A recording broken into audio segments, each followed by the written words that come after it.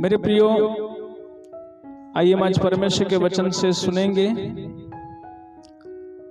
परमेश्वर ने सबसे सर्वप्रथम जब मनुष्य बनाया था तब उसने परमेश्वर ने जब सबसे पहले आदम और हवा को बनाया तो आदम और हवा को उसने कैसे बनाया था? उत्पत्ति 1 अध्याय के 26 वचन में पढ़ते हैं तो फिर परमेश्वर ने कहा, हाँ, हम मनुष्य को अपने स्वरूप के अनुसार अपनी समानता में बनाए। परमेश्वर ने किसके अनुसार बनाया? अपने स्वरूप और अपनी समानता में बनाया। हालेलुया। तो मेरे प्रियो, आज हम इस परमेश्वर के वचन पे थोड़ा सा मनन करेंगे। परमेश्वर ने अपने स्वरूप में बनाया, तो परमेश्वर का जो स्वरूप है वो कौन सा स्वरूप था जिसमें मनुष्य को उसने बनाया था? हाँ, स्वरूप किसको कह सकते हैं?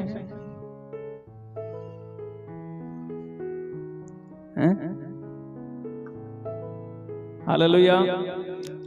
परमेश्वर जो है, जिसका स्वरूप जो है, हम स्वरूप किसको कह सकते हैं? क्या हमारे शरीर की बनावट को हम स्वरूप कह सकते हैं?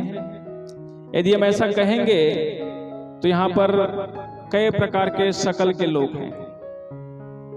तो कौन कहेगा कि मेरे शकल में था, वो कहेगा मेरी शकल में था, वो कहेगा मेरी शकल में था। सही बात है।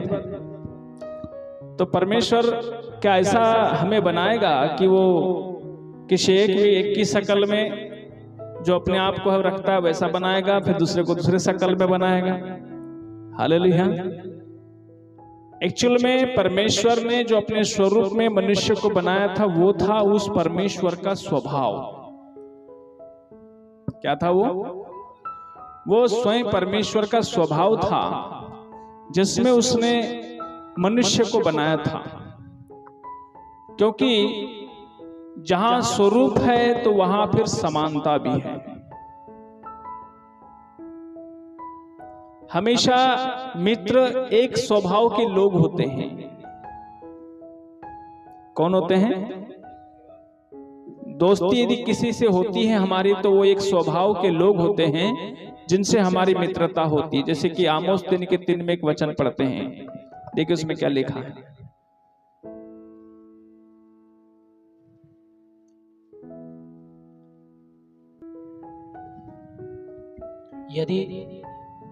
यदि दो मनुष्य परस्पर सहमत ना हो, हाँ, तो क्या वे एक संग चलेंगे? हाँ, सकेंगे? हाँ, क्या सिंह बिना अहेर पाए वन में गरजेंगे? हाँ, क्या जवान सिंह बना कुछ पकड़े अपने माद में से गुर्राएंगे? हाँ, क्या चिड़िया बिना फंदा लगाए फंसेगी?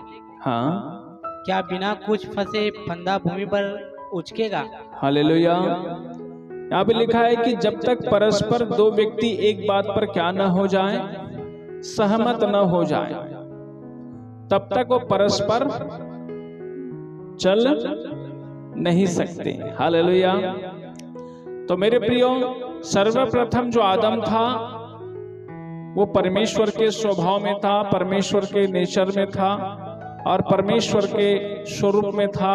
और वो परमेश्वर का जो स्वरूप था, परमेश्वर का जो स्वभाव था वो आत्मिक स्वभाव था। कौन सा स्वभाव है?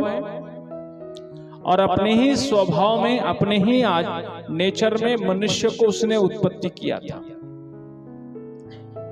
आदम और हवा दोनों जो है परमेश्वर के स्वभाव में रचे गए थे।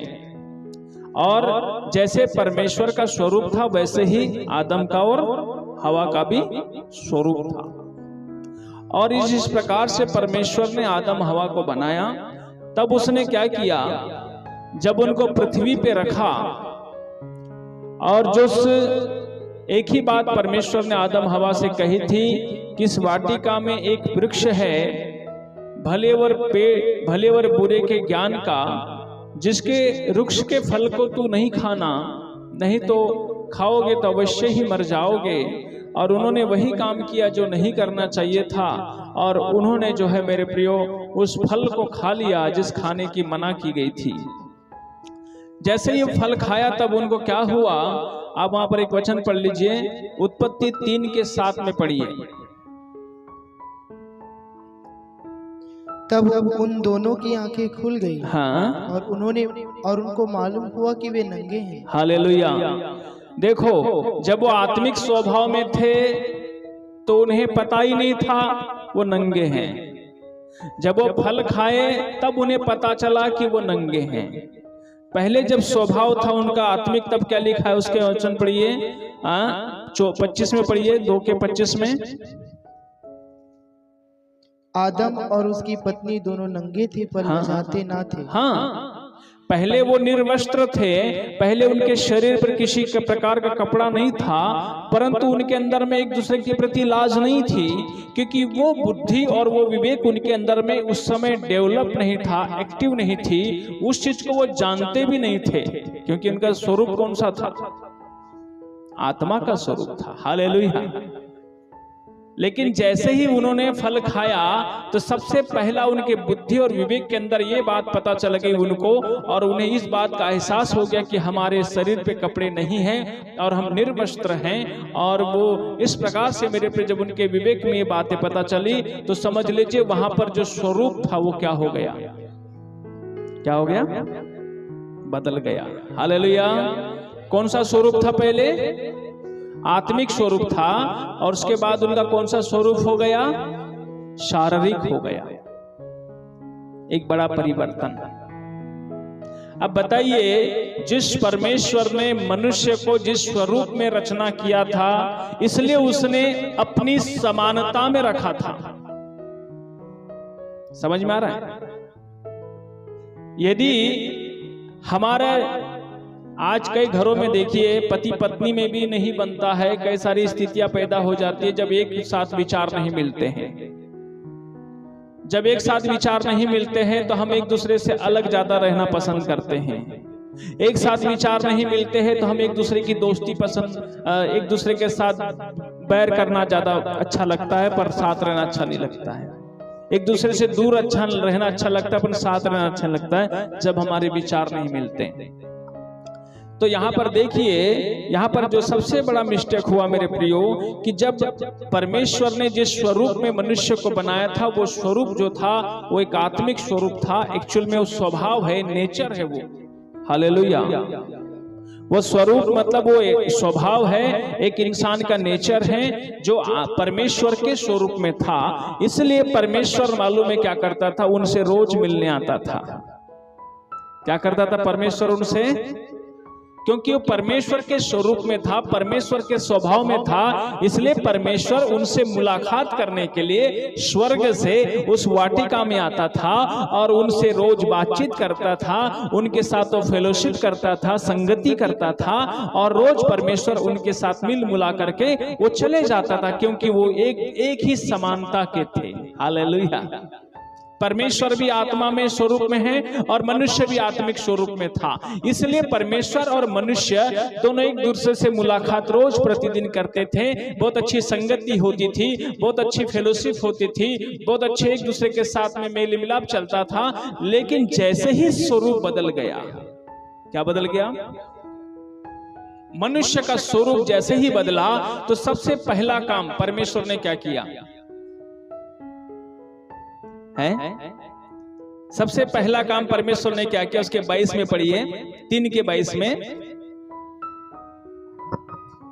फिर यहोवा परमेश्वर ने कहा, हाँ, मनुष्य भले बुरे का ज्ञान पाकर हम में से एक के समान हो गया है। हाँ, इसलिए अब ऐसा ना हो कि वह हाथ बढ़ाकर जीवन के वृक्ष का फल भी तोड़ के खा ले हाँ, और सदा जीवित रहे। हाँ, इसलिए यहोवा परमेश्वर ने उसको अदन की वाटिका में से निकाल दिया, हाँ, कि वह उस भूमि पर खेती करे हाँ, जिसमें से वह बनाया गया था। हाँ, इसलिए आदम को उसने निकाल दिया और जीवन के वृक्ष के मार्ग का पहरा देने के लिए इस अदन की वाटिका के पूर्व की ओर हाँ, करूबों को और चारों ओर घूमने वाली ज्वाला में तलवार को भी नियुक्त कर दिया। हाँ, बस। हालेलुया।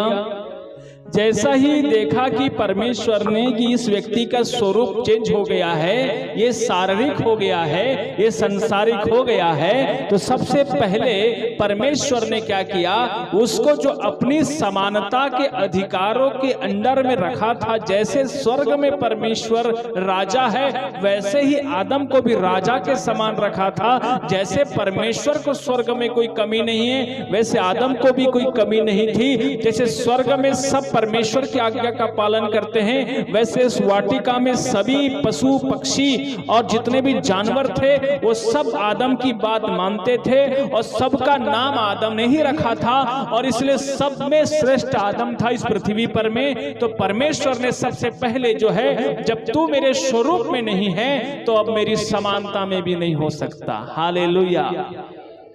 इसलिए सबसे पहला काम परमेश्वर ने क्या किया, उसको अपनी वाटिका से बाहर कर दिया और वो हमेशा के लिए उसके पृथ्वी पर उसके विवेक पे छोड़ दिया। परमेश्वर ने मनुष्य को उसके विवेक पर छोड़ दिया, उसके विचारों पर छोड़ दिया, उसकी सोच पे छोड़ दिया, उसकी कल्पना पे छोड़ दिया। क्योंकि अब जो निरंतर इस बुद्धि और विवेक के अंदर जो जन्म लेने वाली जो प्रक्रिया चालू हो गई है वो निरंतर बुराई की प्रक्रिया चालू हो गई है, जिसको वो परमेश्वर भी उस पर वो अंकुश नहीं लगा सकता। समझ में आ रहा है? इसलिए रोमियो 1 अध्याय के 28 वचन में पढ़ लीजिए क्या लिखा है।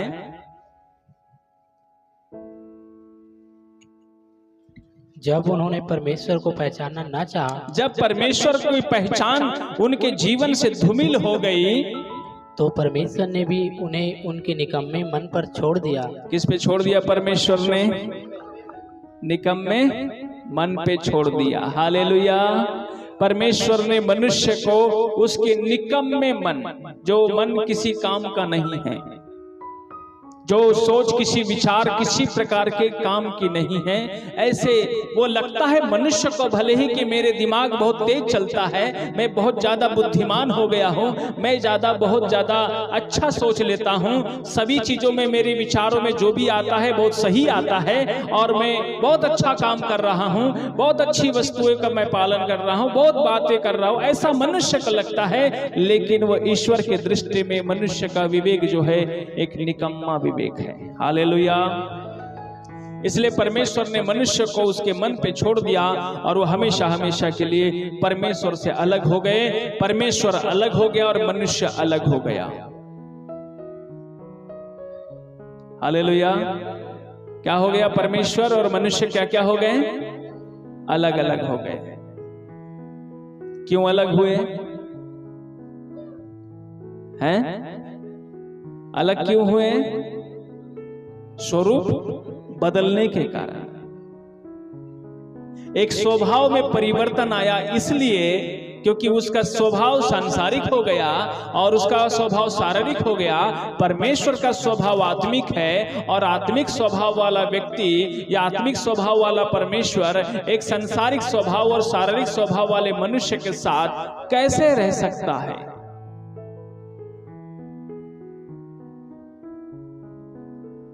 रह सकता है? नहीं।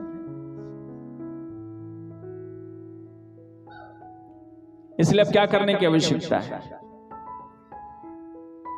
और देखो बाइबल में कई जगह लिखा है शारीरिक स्वभाव वाले व्यक्ति कभी भी परमेश्वर के राज्य में प्रवेश नहीं कर सकते। मेरे साथ निकाल लीजिए, पढ़ लीजिए उसमें रोमियो की पुस्तक, इसमें पहला गलातियों की पुस्तक उसके 1 अध्याय 5 अध्याय उसका 19 वचन से पढ़िए।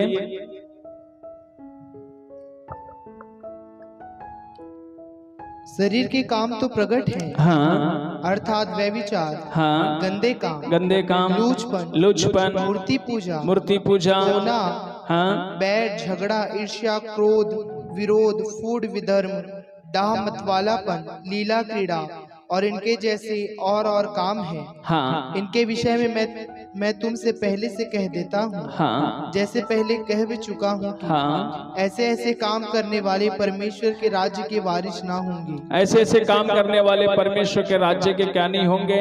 वारिस। हालेलुया। बाइबल स्पष्ट कहती है जो स्वरूप हमारा चेंज हो गया है, जो स्वभाव हमारा बदल चुका है, उस स्वभाव के लोग कभी भी अब परमेश्वर के राज्य में प्रवेश नहीं कर सकते। भले उस स्वभाव में रहते हुए हम संसार का जीवन अच्छे से जी सकते हैं। संसार पर हम लोग बहुत अच्छे लखपति, करोड़पति, महल, मकान, बिल्डिंग और हर प्रकार की वस्तुओं के साथ हम जी सकते हैं। जैसे कि वो धनवान के विषय में आप सुनते हैं, वो रोज मलमल, बैजनी और कई प्रकार के आभूषणों के साथ लुप्त होकर जी रहा था। लेकिन अंत में जब मेरे प्रिय जब वो इस पृथ्वी पर से अपना दम तोड़ा, तब वो सीधा अधलोक में गया हमेशा के लिए, जो दोबारा कभी स्वर्ग नहीं जा सकता। Hallelujah, hallelujah. इसलिए परिवर्तन करना आवश्यक है। अब वापस हमें समानता का मतलब क्या है? समानता का मतलब बराबरी, समानता का मतलब एक साथ, समानता का मतलब एक जैसा। हम अभी परमेश्वर के साथ रहना चाहते हैं तो हमें वापस अपने स्वभाव में चेंजेस लाना पड़ेगा। जो शारीरिक और संसारिक और शैतानी स्वभाव है, इन तीनों स्वभाव को बदलकर अपने आत्मिक स्वभाव की ओर जाना पड़ेगा। तब जाकर हम जब इस संसार पर, इस पृथ्वी पे जब स्वभाव में समानता, जब स्वभाव में स्वरूप चेंज होगा तो वहां समानता होगी। हालेलुया।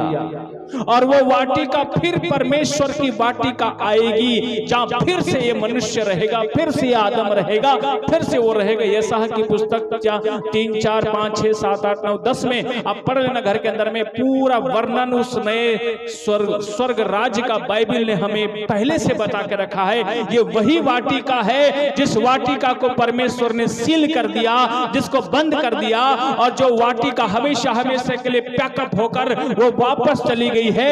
वही वाटिका फिर से नया यरूशलेम इस पृथ्वी पर आएगा, जो अभी बिल्कुल वो इसी की वैसी धरी की धरी है, क्योंकि उसमें परमेश्वर का वास था। इसलिए परमेश्वर अपने स्वरूप में आने वाले लोगों को उस वाटिका में रहने का सौभाग्य देगा, बाकी किसी को नहीं।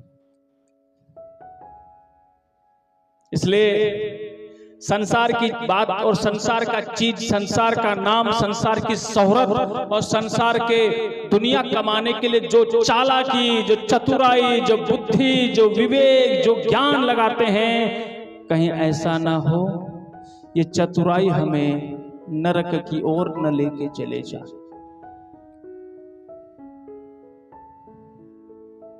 सावधान हो जाइए, बहुत गंभीर विषय है आज का।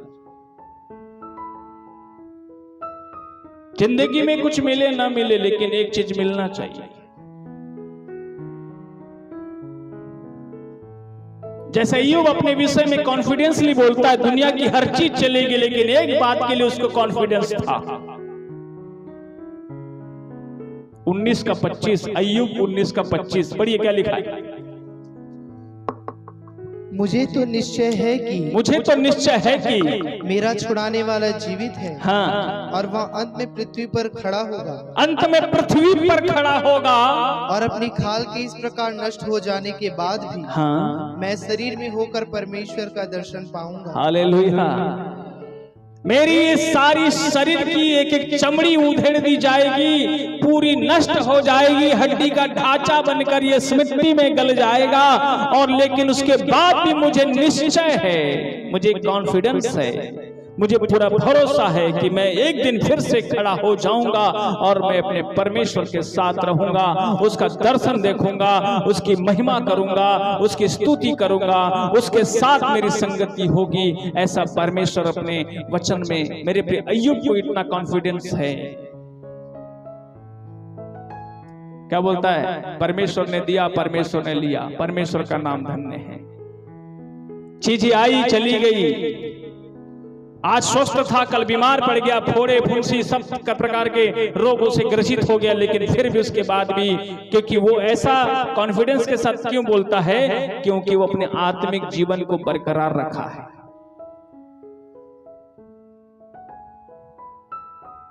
सब चीजें सब चली गई, लेकिन अपना आत्मिक नेचर नहीं बिगड़ने दिया, अपने स्वरूप को चेंज होने नहीं दिया। ये परमेश्वर का असली जन होता है। हालेलुया। मेरे प्रियो, वैसे ही क्या कॉन्फिडेंस हमारे में होना चाहिए, पर ये कब होगा? जब अपने आप को क्या करेंगे, हम लोग बदलेंगे। शारीरिक स्वरूप वाला व्यक्ति किसी रीति से परमेश्वर के राज्य में प्रवेश नहीं करेगा।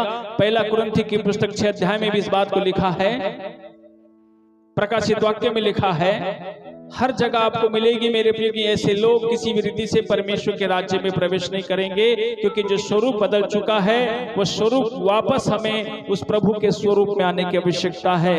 पर इसमें क्या लिखा है, 6 अध्याय मेरे प्रिय, हम लोग उसके 7-8 वचन से पढ़ते हैं। परंतु सचमुच तुम में बड़ा दोष तो यह है, बड़ा दोष है कि आपस में मुकदमा करते हो। आपस में मुकदमा करते हो।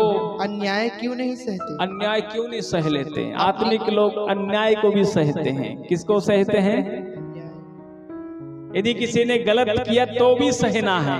ये आत्मिक लोगों का स्वभाव है, अन्याय को भी सह लेते हैं। हाँ, अपनी हानि क्यों नहीं सहते? अपनी नुकसान भी सह लेते हैं। अपने उसके साथ चाहे कितना भी कुछ गलत हो जाए उसको सह लेते हैं, क्योंकि यीशु मसीह ने बोला है, तुझसे कोई मांगता है तो दे दे, छीनता है तो वापस मत ले, एक गाल पर मारता है दूसरा गाल दे दे, जो धोतर लेता है तो कुर्ता भी दे दे, सब कुछ दे। उधार कोई लेता है ऐसा दे कि बीर पाने की आशा न रख कर दे, क्योंकि ये सब कुछ परमेश्वर उस व्यक्ति को देने के लिए तय। जो ये सब कुछ कौन कर सकता है? जो व्यक्ति आत्मिक है, जो यीशु मसीह को जानता है। हालेलुया। वही व्यक्ति इन सब सारी बातों के प्रति निर्णायक हो सकता है, मजबूत हो सकता है और संकल्पवादी हो सकता है, और वो ऐसा निर्णय ले सकता है। आगे बढ़िए। परंतु तुम तो स्वयं अन्याय करते और हानि पहुंचाते हो। हाँ, और वह भी भाइयों को। हाँ, क्या तुम नहीं जानते कि अन्यायी लोग परमेश्वर के राज्य के वारिस ना होंगे? हाँ, आगे बढ़िए। हाँ, धोखा ना खाओ, धोखा न खाओ, ना वेश्यागामी, ना वेश्यागामी, ना मूर्ति पूजक, ना मूर्ति पूजक, ना परस्त्रीगामी, ना परस्त्रीगामी, ना लुच्चे, ना लुच्छे, ना पुरुषगामी, ना पुरुषगामी, ना चोर, न चोर, ना लोभी, न लोभी, ना पियक्कड़, न पियक्कड़, ना गाली देने वाला, न गाली देने वाला, ना अंधेर करने न वाला, अंधेर करने वाला परमेश्वर के राष्ट्र के वारिस होंगे।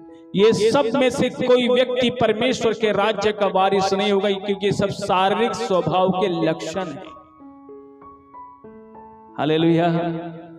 इसलिए मेरे प्रियो, परमेश्वर ने जब देखा कि आदम का स्वरूप बदल गया है, अब इसको मैं आत्मिक बात करूंगा, ये संसारिक बात करेगा। मैं परमेश्वर के लिए दुख उठाने की बात करूंगा, ये शरीर की बात करेगा। ये मैं कुछ आत्मिक जीवन की बात करूंगा, ये संसारिकता की बात करेगा। इसलिए परमेश्वर ने बोला अब इसके साथ और मेरी ये पट नहीं सकती है, इसको एक काम करता हूं, इसको अब निकाल देता हूं। क्योंकि वहां पर जीवन के पेड़ का एक वृक्ष था जिसमें फल था।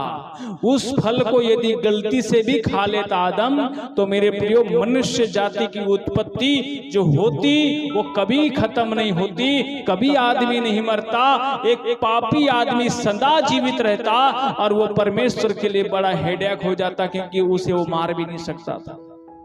इसलिए सबसे पहला काम परमेश्वर ने क्या किया, अब इस वाटिका को पहले सील करो, पहले आदम को बाहर करो, फिर उसके बाद में अब ये वापस फिर से मेरे स्वरूप में आएगा तो मैं उसे अपनी वाटिका में फिर ले रखूंगा। समझ में आ रहा है? इसलिए जीवन किसके लिए मिला है? ये जीवन परमेश्वर के स्वरूप में आने के लिए मिला है,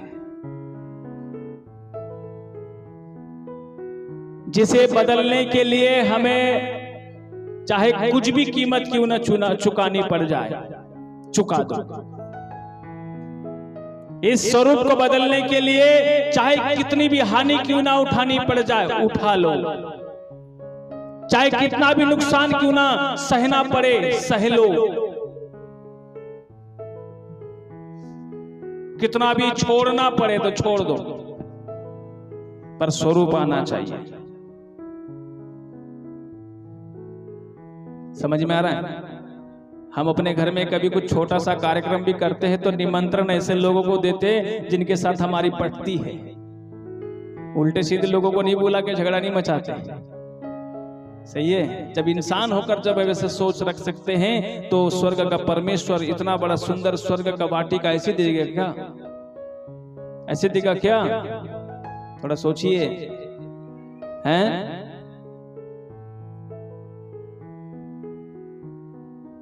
संसार में झगड़ा इसलिए होता है क्योंकि मनुष्य को संसार की चीजों से ज्यादा लोभ है। संसारिक शारीरिक मतभेद इसलिए ज्यादा होता है क्योंकि उसको शरीर से ज्यादा प्रेम है। शैतानी स्वभाव क्या है जानते? क्रोध, अत्याचार, अन्याय, मारपीट, एक दूसरे के प्रति बैर भाव, एक दूसरे के प्रति नफरत और डाह, ये शैतानी स्वरूप है जिसका परमेश्वर को कतः पसंद नहीं है। इसलिए परमेश्वर ने सदोम और अमोरा को नाश कर दिया। इसलिए परमेश्वर ने पूर्वी समय में नूह के समय काल में सारे पृथ्वी के लोगों को मार डाला। स्वर्ग के परमेश्वर को चैलेंज मत करना है, लेकिन उसके बात मान लेना है शांति से, क्योंकि इसका क्रोध बहुत खतरनाक है और आने वाले दिनों में जब इसका क्रोध प्रकट होगा उसको दुनिया का कोई व्यक्ति नहीं सह सकेगा। वो खतरनाक महाक्लेशों का दिन मेरे प्रियो इस पृथ्वी पे रहने वालों के ऊपर आने वाला है। इसलिए जितने जल्दी हो सके हम अपने स्वरूप को चेंज करें। प्रकाशित वाक्य की पुस्तक में लिखा है ऐसे स्वरूप के लोग कहीं भी परमेश्वर के राज्य के वारिस नहीं होंगे। कहां रहेंगे? पढ़ लीजिए उसके 21 अध्याय, प्रकाशित वाक्य की पुस्तक उसके 21 अध्याय, परंतु उसके 8 वचन से पढ़ते देखिए क्या लिखा है। परंतु डरपोकों, हाँ, और अविश्वासियों, अविश्वासी, डरपोक और घिनौनों, और घिनौने, और हत्यारे, और व्यभिचारियों, व्यभिचारी, और टोनों, और टोन्हों, और मूर्ति पूजकों, हाँ, और सब झूठों का भाग उस झील में मिलेगा, हाँ, जो आग और गंधक से जलती रहती। सब प्रकार के बैर भाव, लड़ाई झगड़ा, टोना, जादू, बैर और हर प्रकार की ईर्षा, जलन, क्रोध, विरोध और हर प्रकार का मेरे प्रिय जो इंसानों के अंदर में जो अवगुण दिखाई दे रहा है, ये सारे के सारे लोग जो हैं कहां मिलेंगे? शारीरिक लोगों के लिए, सांसारिक लोगों के लिए ही परमेश्वर ने नरक बनाया है।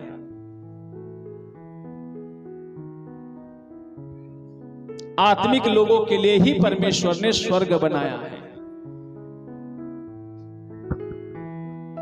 स्वर्ग राज में न शारीरिक लोग जा सकते हैं, न नरक में आत्मिक लोग जा सकते हैं। इसलिए क्या बोला उसको?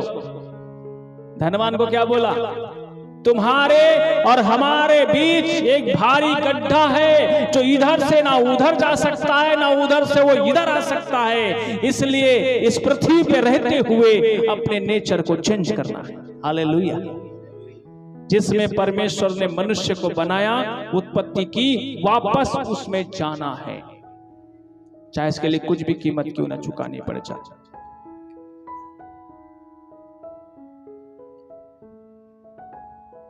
आज हमारे जुबान में कई बुराइयां चलती हैं, हमारे विवेक में कई सारे तिकड़मबाज प्लानिंग युक्तियां चलती है लोगों के प्रति, दुनिया के प्रति, चीजों के प्रति।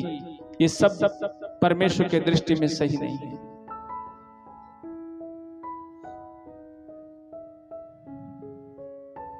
आत्मिक दृष्टि से चलना सीखो। आत्मिक लोग शांति से सोचते हैं। इसलिए बाइबल में बार बार लिखा है जो शरीर पर मन लगाता है वो परमेश्वर का बैरी है।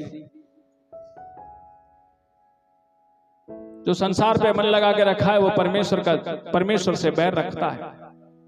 रोमियो 8 अध्याय का 5, 6, 7, 8 में लिखिए, पढ़ी क्या लिखा है।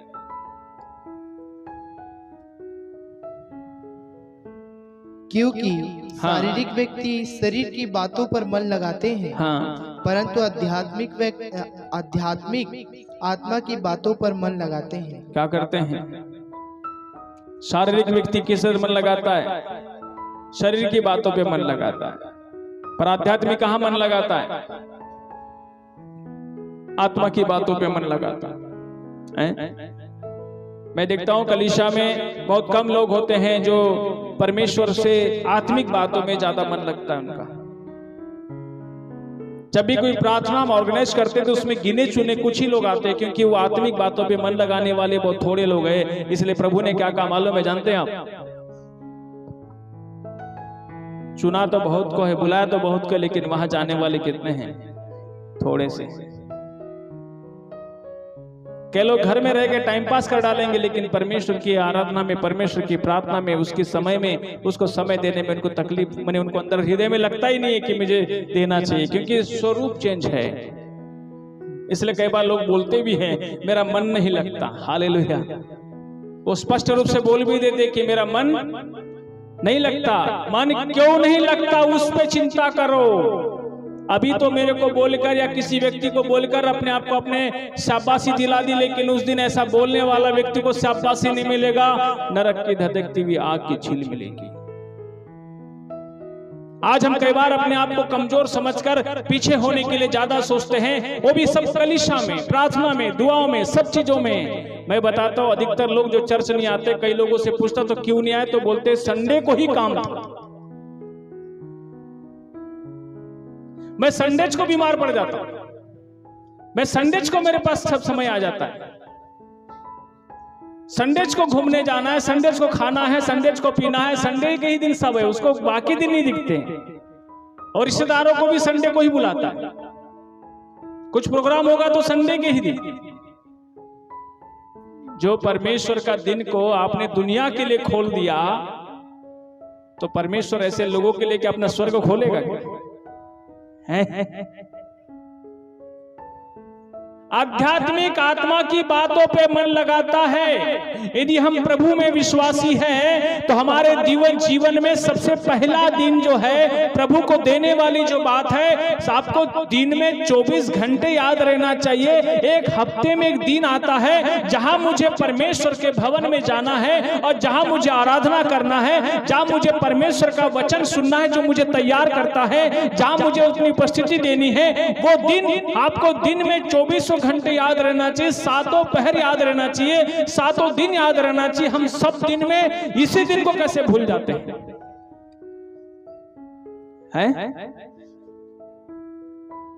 हालेलुया। घर में बैठकर बाइबिल का मनन करें।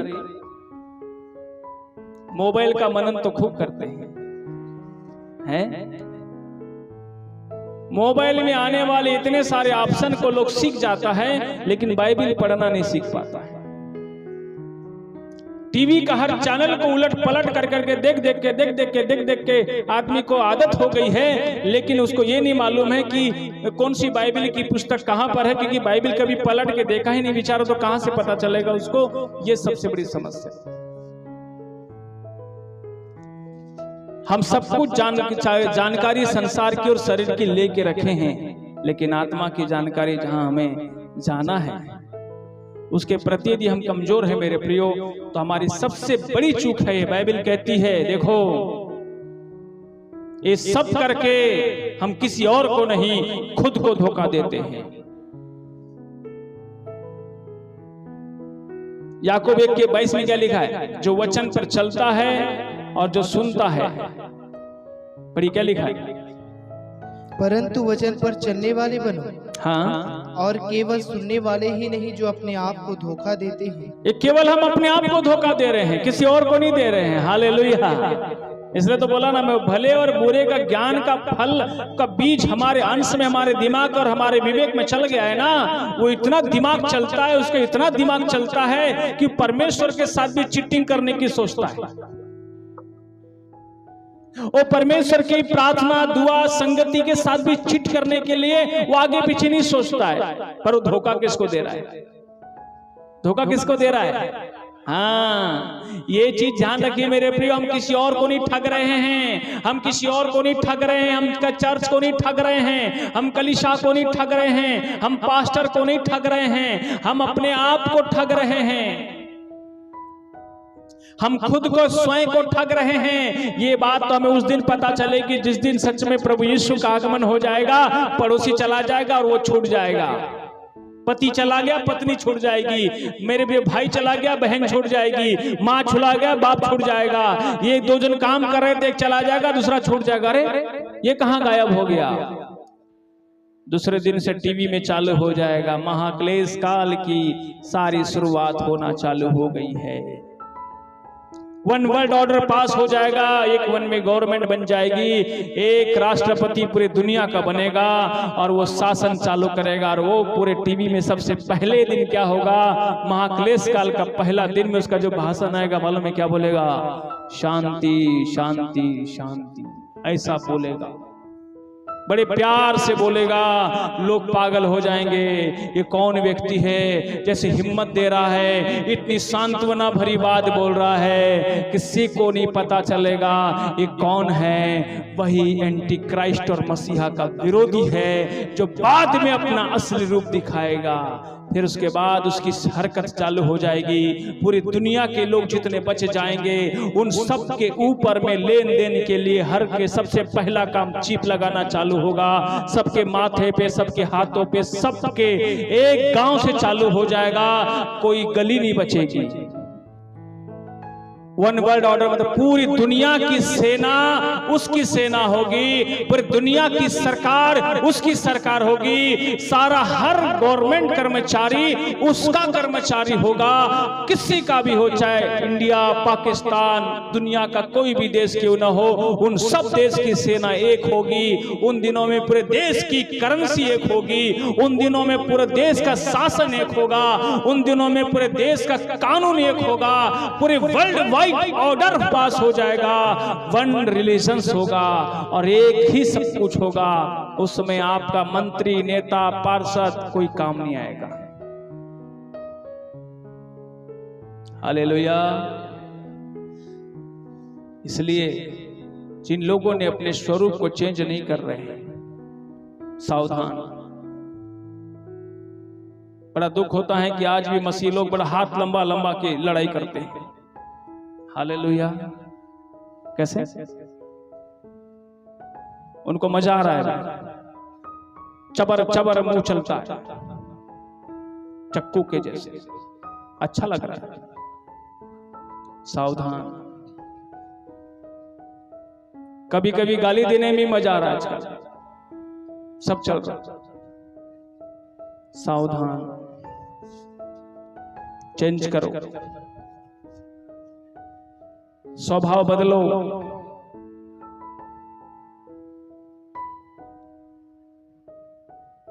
अभी भी वस्तुओं का लालच, ये मेरा, ये तेरा, ये मेरा, ये तेरा, ये तू, ये मैं, वो फलाना, वो डेकाना, तेरे को नहीं दूंगा, तेरे को नहीं खाने दूंगा, तेरे को नहीं रहने दूंगा, तेरे को भगाऊंगा। ये आत्मिक स्वरूप नहीं है, ये आत्मिक स्वरूप के लक्षण भी नहीं है। प्रभु ने कहा छोड़ दो। क्या करो? प्रभु ने क्या कहा? छोड़ दो। जो परमेश्वर हमें देना चाहता है वो बहुत अद्भुत है, वो राज्य बहुत अद्भुत है, वो जीवन बहुत अद्भुत है, वहां की वस्तुएं बहुत अद्भुत है। मेरे प्रियो, क्योंकि इसलिए देखिए बाइबल कहती है कि कुलुस्सी की पुस्तक उसके 3 अध्याय उसके 8 वचन से पढ़िए। देखो यहाँ पे क्या लिखा है। पर अब तुम भी इन सब को, हाँ, अर्थात क्रोध, रोष, बैर भाव, निंदा और मुंह से गालियां बकना, ये सब बातें छोड़ दो। तुम सबको अर्थात क्रोध, विरोध, बैर भाव, मुंह से गालियां बकना, निंदा, ये सब क्या कर दो? छोड़ दो। एक दूसरे से झूठ मत बोलो, एक दूसरे से झूठ मत बोलो, चीट मत करो, एक दूसरे को टिच मैं एक दूसरे को फंसाने का कोशिश मत करो, मैं हाँ फिर ना, फिर ना फिर हाँ, ये बात बिल्कुल नहीं होना चाहिए, क्योंकि आत्मिक स्वरूप में ये नहीं है। पढ़िए आगे। क्योंकि तुमने पुराने मनुष्यत्व को उसके कामों समेत उतार डाला है। क्योंकि तुमने पुराने मनुष्यत्व को उसके कामों समेत क्या कर डाला है? उतारने का बपतिस्मा लिया था। जो बपतिस्मा है यही सब काम को उतार कर फेंकने का बपतिस्मा था। यही सब चीजों को उतार कर उस गड्ढे में, उस पानी में डुबोने का बपतिस्मा था। बाइबल कहती कि तुम जब यीशु मसीह को बपतिस्मा के रूप में ग्रहण करते हो, जैसे यीशु मसीह के समान मृत्यु की समानता में बदल जाते हो, हम उन सब कामों के लिए मर जाते हैं और मरने का बपतिस्मा हम लेते हैं। आगे बढ़िए। और नए मनुष्यत्व को पहन लिया है। और उस नए मनुष्यत्व को, वो नया मनुष्यत्व कौन सा है, वो नया स्वरूप कौन सा है? पढ़िए आगे। जो अपने सृजनहार के स्वरूप के अनुसार ज्ञान प्राप्त करने के लिए नया बनता जाता है। Hallelujah, hallelujah, hallelujah. वो नया स्वरूप कौन सा है? हाँ, वो निर्णय, बपतिस्मा वो फैसला था, वो निर्णय था कि मैं प्रभु अभी पुराने स्वभाव को छोड़ रहा हूं जो मैं जन्म जात में लेकर आया था, इसलिए मैं इसको त्यागने का निर्णय ले रहा हूं और उस नए मनुष्यत्व को, मेरे जो सृजनहार का स्वरूप था, आत्मिक स्वरूप, उसको मैं पहन रहा हूं, उसको पहन लिया है।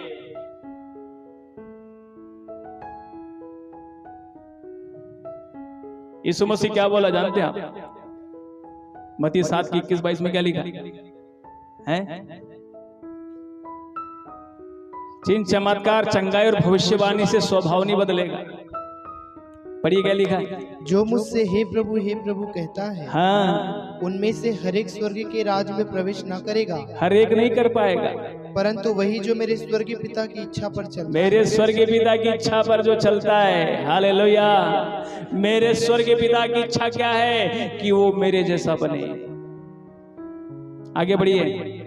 उस दिन बहुत से लोग मुझसे कहेंगे, बहुत से लोग कहेंगे, हे प्रभु, हे प्रभु, हे प्रभु, हे प्रभु, क्या हमने तेरे नाम से भविष्यवाणी नहीं की? क्या हमने तेरे नाम से भविष्यवाणियां नहीं की? और तेरे नाम से दुष्ट आत्माओं को नहीं निकाला? क्या दुष्ट आत्माओं को हमने नहीं निकाला?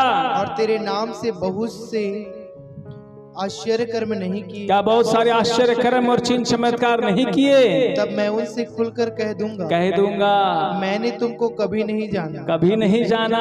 हे कुकर्म करने वालों, मेरे पास से चले जाओ। Hallelujah, hallelujah. चिन्ह चमत्कार, आश्चर्य कर्म और भविष्यवाणियों से स्वभाव नहीं बदलता है।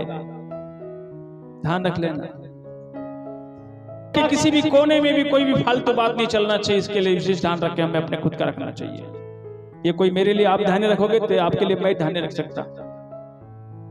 कोई भी संसारिक और शारीरिक बातों के पीछे हमारे विचार ज्यादा नहीं जाना चाहिए। गया तो गया वो आदमी आत्मिक जीवन से गया वो, क्योंकि वो स्वरूप चेंज हो गया है। इसलिए तो गुस्सा क्यों आता है? उन्हीं के कारण। लड़ाई क्यों होती है? उन्हीं के कारण। झगड़े क्यों हो रहे? उसी के कारण। विवाद क्यों है? सबकी जड़ संसार है, सबका जड़ शरीर है, सबकी जड़ इनकी अभिलाषाएं हैं। सब चीज के पीछे केवल यही दुनिया का खेल है और कुछ नहीं है। और जब मरेंगे तो खाली हाथ जाएंगे बस।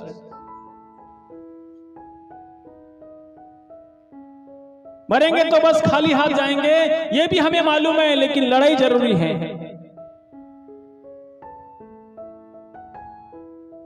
मेरे प्रियो, हम सावधान हो जाइए, प्रभु का आने का समय निकट है। पहले इस पृथ्वी पे रहते रहते उसके स्वरूप में हमें चेंज होना है। ये हमारी सबसे बड़ी नैतिक जिम्मेदारी। बाइबल क्या कहती है? प्रकाशित वाक्य की पुस्तक 3 अध्याय उसके 21 वचन को पढ़ लीजिए। जो यीशु मसीह के, जो अपने आप को चेंज करेगा, क्या होगा वो?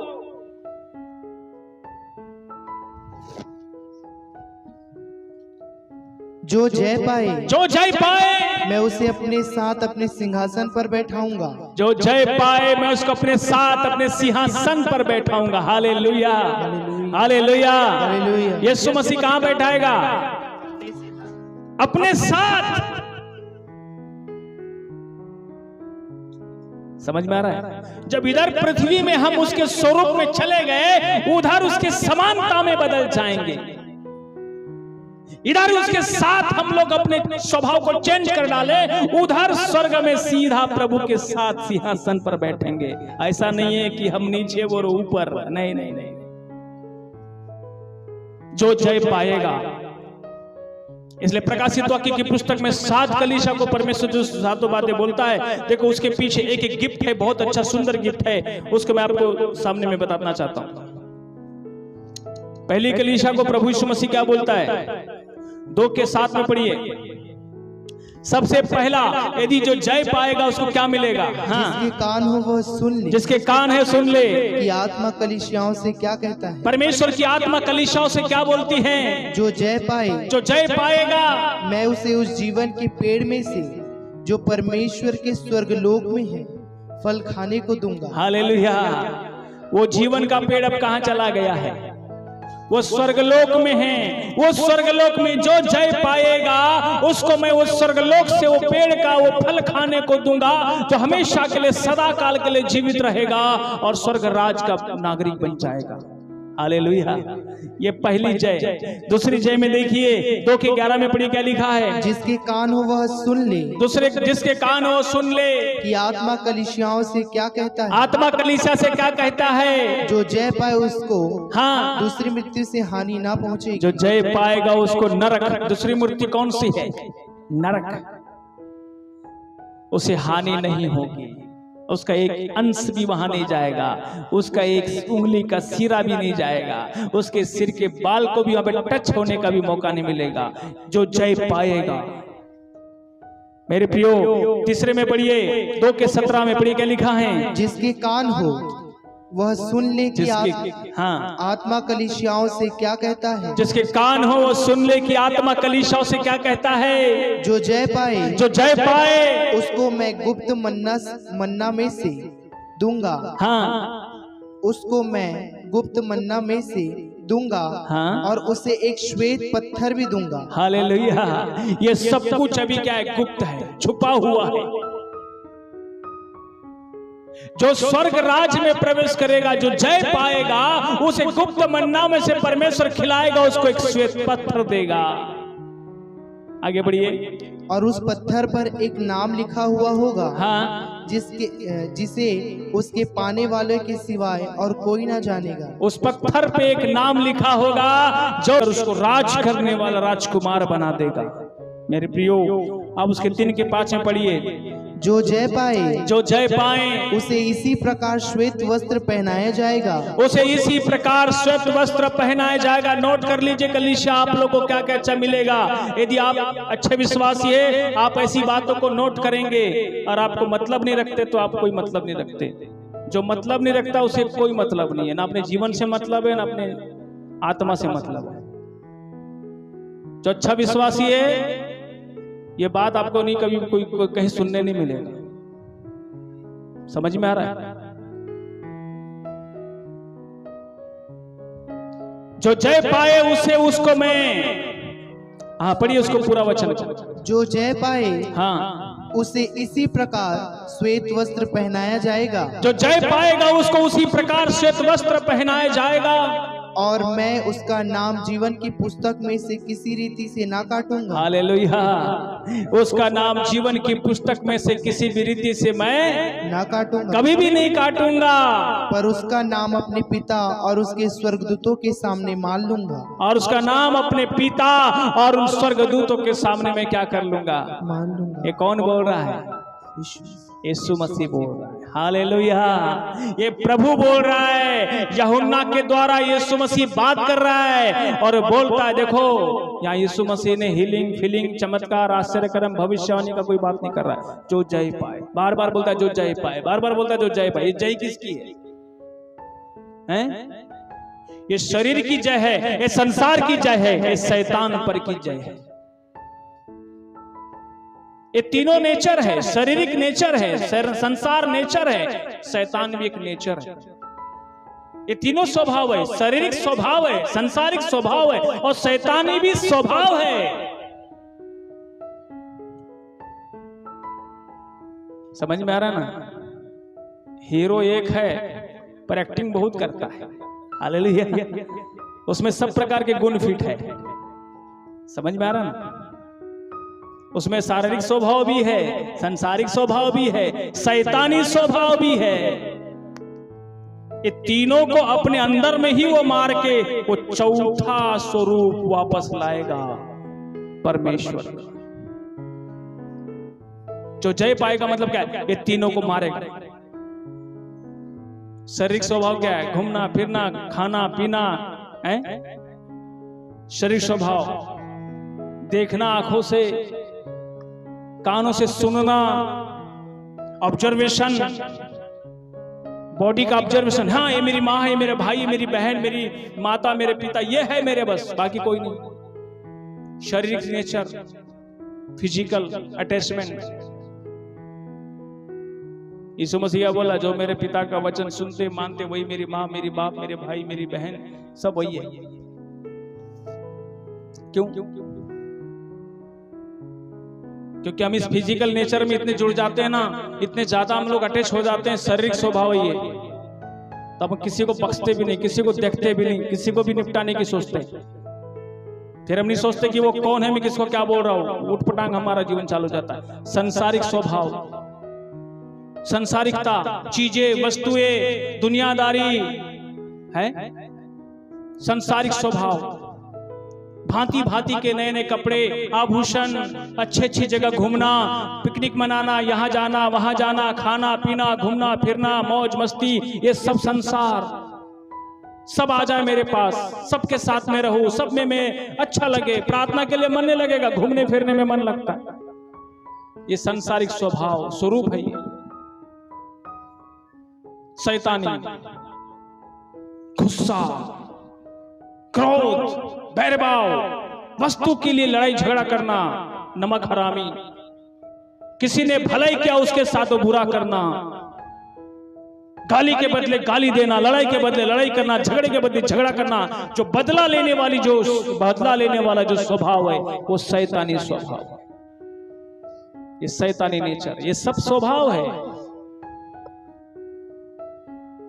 जो अंत में है ईश्वरीय स्वभाव। वो है जय पाना, जो हमारे ही अंदर में है। हम किसी पर उंगली न उठाए, हम किसी को न देखे। इसलिए यीशु मसीह बोला, तो दोष किसी पे मत लगा, अपने आप को देख ले पहले, तब तेरे को पता चलेगा। जब ईश्वरीय स्वभाव आएगा तो क्या होगा? पहले तो शरीर का ऑब्जर्वेशन खत्म, संसार को पाने की लालसा खत्म, क्रोध, गुस्सा, बैरभाव, चीजें के प्रति मोह, माया, दुनियादारी सब खत्म। ले रे भैया, ये हूं कोती मार दे, हैं? उहुला ले जा, उहुला खा ले, हैं? मेरी जमीन पे मकान बना दिया टेकारी गांव में। इधर आया बेचारा, ऐसा पोल्ट्री लटकते हुए देखा, ये दीनू भाई के साथ आया। हालेलुया। ओ मेरे ही पास आना था उसको, है? इसको मकान बेचना था, इसके साथ उसको मेरे ही पास आना था। क्या प्रभु, तो कैसे कैसे लोगों को जोड़ दिया। मैं कागज देख रहा हूँ, पढ़ रहा हूँ, अरे ये तो मेरा लोकेशन लग रहा है, मेरा जमीन लग रहा है। वही है क्या? अरे वही है। अरे क्या करे अब? वो हाथ जोड़ रहा है, पैर जोड़ रहा है। ले भैया, तू रख ले, तेरा हो गया जमीन, हो जा। हालेलुया। परमेश्वर कभी भी आपके साथ ऐसा कभी भी हो सकता है। थाने में एक छोटा सा कंप्लेन करता तो सब आ जाता वापस, सब आ जाता। पर मैं बोला, नहीं प्रभु, आप मुझे बोल देते हैं, अपने आप को चेंज करना। मैं अपनी बड़ाई नहीं मार रहा हूं, लेकिन मैं उदाहरण आपके सामने दे रहा हूं जो मेरे साथ हुआ है। बदल जाओ। यीशु मसीह क्या बोलता है जानते हैं आप? स्वर्गराज उस अनमोल मोती के समान है, जिसको पता चल गया वो सब बेच डाला उस मोती को खरीदने के लिए। ऐसा स्वर्गराज है। अभी दुनिया का राज आपको बहुत अच्छा लग रहा है ना, तड़पेंगे, ची ची करके लोग मेरे पे धुआं धुआं करके दुनिया से एक एक इंसान की चीख चिल्ले निकलना चालू हो जाएगी। सारा दुनिया का मोह लोभ लायक सब खत्म हो जाएगा। देखा है, चांदी का टार टूटेगा, सोने का कटोरा फूटेगा, लोग सब तर तर तर तर सोना चांदी फेंकेंगे। 6 अध्याय में लिखा है, ऐसा में छछुंदरों के आगे में सोना चांदी की मूर्तियां फेंक दी जाएगी। सब कुछ खत्म। जिसको आज तिजोरी, ताला, मकान, दुनिया सब चीज के भीतर में छुपा के रखे, लोग एक दिन उसको रोड पे लाकर फेंकेंगे। इनका वैल्यू खत्म हो जाएगा। मालूम है, मेरे प्रिय, इसलिए सावधान हो जाइए। हम परमेश्वर के वचन में चलने के लिए लोग बन जाए। स्वरूप बदलना है। आपके और मेरे सामने केवल एक ही टारगेट है कि रोज मुझे अपना स्वरूप चेंज करना है, रोज मुझे अपना नेचर बदलना है। मैं शरीर की अभिलाषा को पूरी करने के लिए टीवी, दुनियादारी, मोबाइल, हर चीज के पीछे अपना मनोरंजन के लिए न जीऊं, लेकिन मैं उस समय को अपने परमेश्वर को दुख, अनाथ, गरीब, लाचार, बेबस, दिन दुखी के लिए मैं रोज प्रार्थना कर सकूं, रोज घुटना टेक। इस शरीर को परमेश्वर की सेवा में लगाइए। इस शरीर को मेरे विश्व की शौक पूरी करने के लिए ज्यादा चलने का जरूरत नहीं है, नहीं तो धोखा हो जाएगा। बहुत पैसा आपके पास है, बहुत धन कमाते हो, अपने ऊपर और संसार की चीजों को, वस्तु को खरीदने में मत उड़ाओ, लेकिन परमेश्वर की सेवा में खर्च कर दो। स्वर्ग में धन मिलेगा। केवल अपने बारे में मत सोचो, अपने भवन को भी देखो। हमारे पास बहुत सारे सक्षम लोग होते, लेकिन कोई इतना सा भी नहीं दिखता कि मेरे चर्च में कुर्सियां नहीं, कि चलो मैं 2 कुर्सी ला के दे दूं। एक पंखा नहीं है, चलो अच्छा पंखा ला के दे दूं। एक कूलर खराब हो रहा है, चलो कूलर अच्छा ला के दे दूं। चलो कोई चीज नहीं है तो उसको देखो। सब देखते जाते, ताली बजाते निकल जाते, 10 रुपया डाल के हम सोचते कि मेरा सारा जिंदगी भक्ति हो गई। गलत। ये विश्वासी का काम है, हर विश्वासी का सोच है। बाइबल कहती है जब तक आप मेरे प्रियो ऐसा सोच नहीं देखेंगे। मालूम है परमेश्वर के जो लोग आशीषित है, अच्छे से जीते, कैसे? वो हर चीजों पे ध्यान रखते हैं। वही विश्वासी है जो ध्यान रखते हैं अपने कलीसिया का, अपने पास्टर का, अपने पास्टरिन का, अपने लोगों का जो ध्यान रखते हैं, उनको उनके बारे में भी सोचते हैं। वो विश्वासी है। वो असली मसीह लोग हैं जो सोचते हैं और कुछ करने की इच्छा रखते हैं। हालेलुया। मेरे प्रियो, परमेश्वर हमें बहुत हद के साथ देना चाहता है, लेकिन हम लोग क्यों नहीं प्राप्त कर पाते? क्योंकि हम नजरअंदाज करने वाली आदत में आ गए, स्वार्थ की आदत में आ गए, मतलब की आदत में आ गए, केवल अपने बारे में सोचना। ये सांसारिक स्वभाव है। मेरे प्रिय, हमको चेंज होने की आवश्यकता है। पर इसमें 3 के 12 में क्या लिखा है? प्रकाशित वाक्य की पुस्तक, जो जय पाए उसे मैं अपने परमेश्वर के मंदिर में एक खंबा बनाऊंगा। उसको अपने परमेश्वर के मंदिर में ऐसा खंबा बनाऊंगा, और वह फिर कभी बाहर न निकलेगा। और वह ऐसा खंबे के समान मजबूत हो जाएगा कि कभी जिंदगी में दोबारा बाहर नहीं निकलेगा। और मैं अपने परमेश्वर का नाम और अपने परमेश्वर के नगर अर्थात नए यरूशलेम का नाम जो मेरे परमेश्वर के पास से स्वर्ग पर से उतरने वाला है, जो मेरे स्वर्ग के परमेश्वर के पास से स्वर्ग से जो उतरने वाला है, और अपना नया नाम उस पर लिखूंगा। हालेलुया। जो जय पाएगा वो जीवन भर के लिए परमेश्वर के मंदिर का क्या हो जाएगा? वो नागरिक बन जाएगा, निवासी बन जाएगा, एक खंबा बन जाएगा, मजबूती से रहेगा। उसे नरक झांकने का मौका भी नहीं मिलेगा। समझ में आ रहा है? वो सुख से रहेगा, वो शांति से रहेगा, वो आनंद से रहेगा। मेरे प्रियो, और उसके 3 के 11 में बार 21 में पढ़िए। जो जय पाए उसे अपने साथ अपने सिंहासन पर बैठाऊंगा। जो अपने साथ अपने सिंहासन पर बैठाऊंगा, जैसे मैं भी जय पाकर अपने पिता के साथ उसके सिंहासन पर बैठ गया। जैसे मैं भी जय पाकर मैं अपने पिता के सिंहासन पर उसके साथ में क्या कर दिया? बैठ गया। यीशु मसीह का सिंहासन अलग नहीं है, ध्यान रखने ना। प्रभु यीशु मसीह और परमेश्वर पिता एक ही सिंहासन पर बैठे हैं। वो उसके दाहिनी ओर बैठा है। इसलिए लिखा है यीशु मसीह के सिंहासन पर हम एक साथ बैठेंगे। मतलब यीशु मसीह का नया राज्य आएगा यरूशलेम, और इस पृथ्वी पर उसका राज्य स्थापित होगा। इसलिए यीशु मसीह इस पृथ्वी का राजा बनेगा और स्वर्ग का राज्य यहाँ स्थापित होगा। और इसलिए हम सब लोग जो है उसके साथ यहाँ रहेंगे, परमेश्वर के साथ स्वर्गदूत रहेंगे, हम यीशु मसीह के साथ रहेंगे। इसलिए मेरे प्रिय, नया राज्य का उदय होगा। लेकिन ये सब किसको मिलेगा? जो जय पाए। सब में एक ही शर्त है, टर्म्स ऑफ कंडीशन, जय पाने वाला व्यक्ति। समझ में आ रहा है? इसलिए सब शरीर में भी पाप है। सारे पाप संसार के कारण करते हैं, सारे पाप अपने स्वार्थ के कारण। सब पाप, शरीर, संसार और शैतानी स्वभाव केवल मनुष्य को पाप कराता है। क्या कराता है? केवल पाप कराता है। इसलिए बाइबल कहती है रुपयों का लोभ सब प्रकार की बुराई का जड़ है, जो इंसान को ऐसे डुबोती है और उसको विश्वास रूपी जहाज को डुबोकर वह धकलोक में और हमेशा हमेशा के लिए नाश कर देगी। इसलिए रुपयों का लोभ नहीं होना, पर जो दिया उसमें संतुष्ट होना चाहिए। हालेलुया।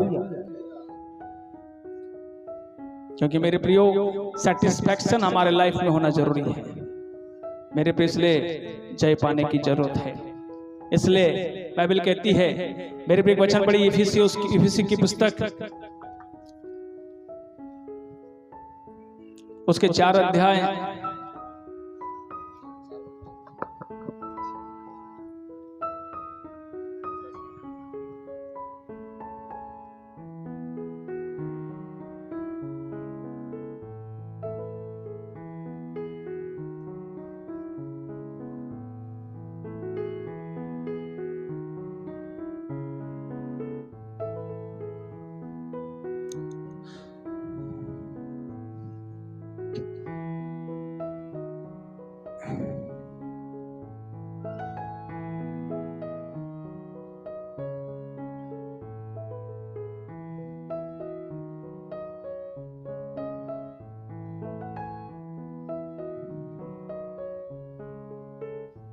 उसके 23 में पढ़ी। और अपने मन की हाँ आत्मिक स्वभाव में हाँ नए बनते जाओ। हालेलुया। कौन से स्वभाव में? अपने मन के आत्मिक स्वभाव में अब नए बनने के लिए प्रभु ने हमको बुलाया है। कौन से स्वभाव में? आत्मिक स्वभाव में। समझ में आ रहा है? दुनिया में कहीं भी नजर उठाएंगे तो संसारिक स्वभाव, शारीरिक स्वभाव और शैतानी स्वभाव का ज्ञान खूब मिलेगा। शैतानी स्वभाव क्या? दूसरों को चीजों को छीनना, दूसरों की वस्तु का लालच करना, दूसरों को अपने शौक के लिए मारना, दूसरों को अपने लिए दुख पहुंचाना, दूसरों को अपने कारण दुखी कर देना, दूसरों को अपने स्वार्थ के लिए लोगों को बर्बाद करना। कभी कभी लोग अपने लिए लोगों की जिंदगी बर्बाद कर देते हैं। बहुत बड़ा दंड मिलेगा, बहुत बड़ा दंड मिलेगा। इसलिए मेरे प्रियो हम सोचे समझे ऐसा नहीं बाबा। प्रभु कहता है दूर रहो संसार से, दूर रहो। हालेलुया। बहुत डर लगता है संसार से। डर इसलिए नहीं लगता है कि मैं डरता हूं, डर इसलिए लगता है कि जीवन न चला जाए, कहीं आत्मिक जीवन नाश ना हो जाए। मेरे प्रियो इसलिए परमेश्वर के वचन में चलने की कोशिश करो। 5:17 इफिसियों 5:17 पढ़िए, क्या लिखा है? इस कारण निर्बुद्धि ना हो, निर्बुद्धि मत बनो, पर ध्यान से समझो कि प्रभु की इच्छा क्या है। Hallelujah, hallelujah. पूरा ध्यान रखो अपने परमेश्वर पे, पूरा ध्यान रखो अपने खुदा पे, पूरा ध्यान रखो अपने परमेश्वर की इच्छाओं पर पे, और निर्बुद्धि मत बनो। यदि बुद्धि थोड़ी सी भी हमारे जीवन में है तो हम उसका सही उपयोग करें। सही मेरे प्रियो, क्योंकि जो स्वरूप बदला इसलिए परमेश्वर ने अपनी समानता से निकाला। इसलिए परमेश्वर ने अपने हाथों से लगाए हुए पेड़ का फल बोले आदम अब तू नहीं खाएगा, अब तू बीज बो के खाएगा, और श्राप दे के रख दिया, तू जब जब बोएगा तब तब खाएगा। यहां तो एक बार मैं लगाया तो जिंदगी भर खाता। ये था।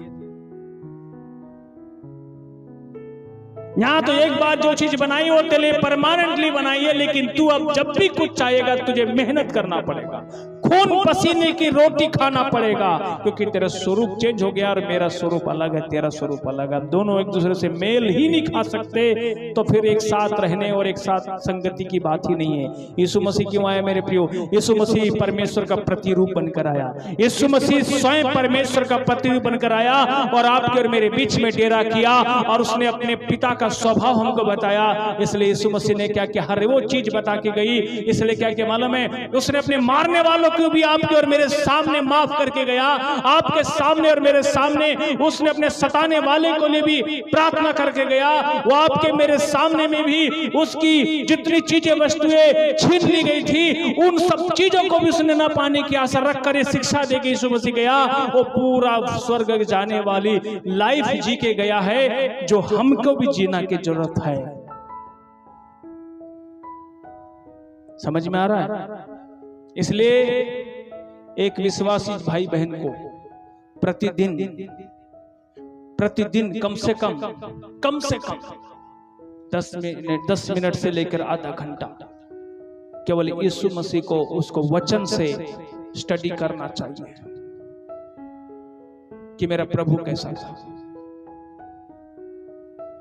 और उसको अपने जीवन में लाना चाहिए। बहुत बड़ा गलती हो जाएगा, मिसिंग हो जाएगा यदि सच में प्रभु आके चला गया, हम धोखा में चले जाएंगे। हम कहेंगे प्रभु मैं तो सारी जिंदगी तेरे चर्च जाता था। प्रभु बोलेगा सब गए बेटा, तेरा स्वभाव नहीं बदला। तो बात तो सामने से बढ़िया करता था, लेकिन सोच क्या रखता था मैं जानता हूं, ऐसा परमेश्वर बोलेगा।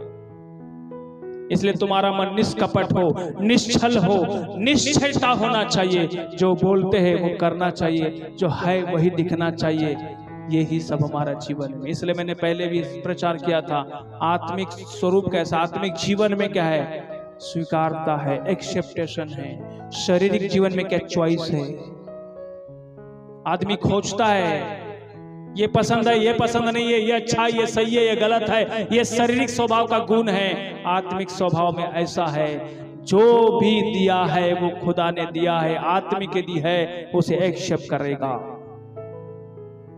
उसे बंदर की तरह कहीं नाचने की आवश्यकता नहीं है। यदि ऐसा स्वरूप में स्वभाव में उसके आ गया है तो वो परमेश्वर का प्लान को डिस्टर्ब कर रहा है। हालेलुया। और ऐसे लोग दोषी ठहरे, एक दिन प्रभु के सामने में दोषी ठहरे, क्योंकि परमेश्वर के चुनाव पर कभी कोई दोष नहीं लगा सकता। सब कुछ परमेश्वर का प्लान है। उसे मालूम था कि आप कहां रहोगे, कहां जाओगे, किसकी पत्नी बनोगे, किसके बच्चे बनोगे, किसका पिता बनोगे, किसकी माता बनोगे, किस कलीसिया में रहोगे, कहां जाओगे, कैसे करोगे, कैसे तुम्हारे जीवन में क्या क्या होगा। लेकिन हमारा ध्यान अपनी चीजों से हट जाता है, शैतान हटा देता है। अरे हटना यहाँ से, उधर बहुत अच्छा चल रहा है, देखो देखो दुनिया देखो, संसार देखो, घूमो फिरो, बढ़िया मौज मस्ती करो। कहां हो तुम, खड़ूस चीजें में लगे हुए हो। ये शैतान हमारे विवेक को भरमाता है और हम उसकी बात को बड़े अच्छे से मानते हैं। मेरे प्रियो, धोखा हो जाएगा। प्रभु जो काम जिम्मेदारी दिया है उसी को करने के लिए परमेश्वर ने हमको रखा है। हालेलुया। इस चर्च में प्रभु आपको रखा है, झाड़ू बुलाने के लिए कोई पाकिस्तान से आदमी नहीं आएगा। और आप यदि देख के चले जाते हो, ध्यान रख लेना, जिस घर में आपका जन्म हुआ है उस घर में यदि बुराइयां खोजते हो तो मेरे पे सोच लेना कि परमेश्वर आपको फिर बहुत ताड़ना देगा। उसको अच्छा बनाने के लिए आप अच्छा काम करो, मेहनत करो, परिश्रम करो, जो दिया उसको संवारो। आदम को वाटिका दिया था काम करने के लिए और उसमें रहने के लिए, उसकी रक्षा करने के लिए। आदम ने अपनी पत्नी की बातों पे ध्यान लगा दिया, वाटिका परमेश्वर छीन लिया, काम छीन लिया, बंजर भूमि पे डाल दिया। आज मौका है मेरे प्रिय, हमें एक स्वर्ग का उपजाऊ भूमि मिलने वाला है। हालेलुया। जो स्वर्ग का राज्य मिलने वाला है, जो हमेशा हमेशा के लिए आनंद और खुशी से भरा हुआ है। इसलिए इस पृथ्वी पे रहते हुए मेरी आपसे करबद्ध निवेदन है, परमेश्वर के हर वचन में केवल वफादार बनो, उसकी हर आज्ञा के लिए वफादार बनो, उसके हर वचन के प्रति नियम के अनुसार ईमानदार बनो, बस और कुछ नहीं करना। इधर उधर मत देखो, इधर मत झांको, इधर मत ताको, एक दिन सब खुल जाएगा। प्रभु का राज्य का उदय होने का समय निकट आ रहा है। आइए अपनी आंखों को बंद करें, हम प्रार्थना करें, परमेश्वर से कहे प्रभु सचमुच हमारी सहायता करिए। हम अपने जीवन को चेंज करने के लिए परमेश्वर से प्रार्थना करें। Thank you Jesus, glory Jesus. प्रभु ऐसा मत कहिए अपने हठीले मन को कि मेरे में सब गुण हैं। हमारे अंदर में कितने गुण हैं वो परमेश्वर जानता है और हम खुद जानते हैं मेरे प्रियो।